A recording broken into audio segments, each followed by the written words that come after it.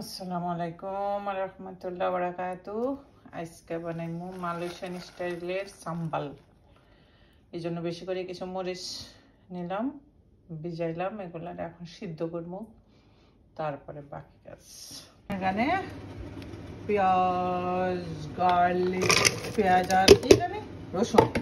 এখানে আমি বড় বড় এরকম সাইজের 2টা রসুন আর এরকম একটা বড় বড় সাইজের 2টা পেঁয়াজ আর একটা রসুন দিছি। এখানে এখন এগুলো ব্লেন্ডার করে নিব, সাথে দিব 2টা টমেটো সব একসাথে ব্লেন্ডার করা হয়ে যাব। আর দিব এখানে চিলি মরিচ, সিদ্ধ করা মরিচগুলো দিয়ে দিব, সব একসাথে ব্লেন্ডার হয়ে যাব। ব্লেন্ডার করে যাই। ফ্রাই প্যানে তেল বসিয়ে দিচ্ছি, তেল গরম হয়ে গেছে।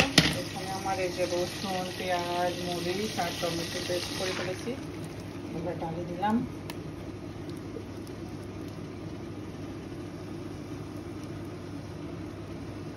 একটু ধুয়ে পানি দিয়ে দিব। এরকম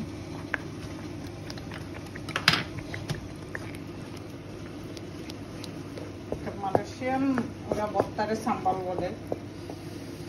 এটাতে মানুষ শুটকি গোড়া শুটকি, আমাদের দেশের যে কাছে শুটকি আজকে ওগুলারে একটু ফ্রাই করে দিয়ে দেয়, কিন্তু আমি একটা শুটকি দিব না, কারণ আমার বাচ্চারা শুটকি পছন্দ করে না। শুটকির স্মেলটা ওদের ভালো লাগে না, তাই শুটকি আর দিতেছি না। এমনি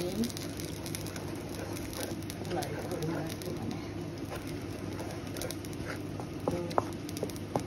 ভাজা ভাজা করে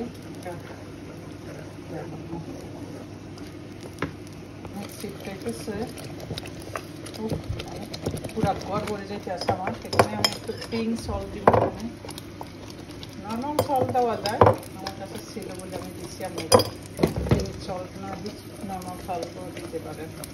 পুরা ঘর হয়েছে আমার এগুলো সিটকায় আমার পুরা কি কয় চুলা টুলা সব ভরে গেছে। এখন এখানে একটু চিনি দিয়ে দিব।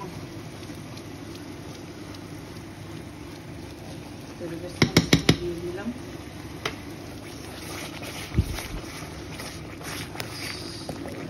আর চাইলে আপনারা 1 স্পুন ভিনেগার দিতে পারেন, যদি বেশি দিন রাখে খেতে চান তাহলে 1 স্পুন ভিনেগার দিবেন, অনেকদিন থাকবো ইনশাআল্লাহ। আর এখানে আমি ব্রকলি ফ্রাই করলাম, ব্রকলি ফ্রাই হয়ে গেছে। এখানে মুরগি বসাই দিচ্ছি, মুরগি দিয়ে ইনশাআল্লাহ।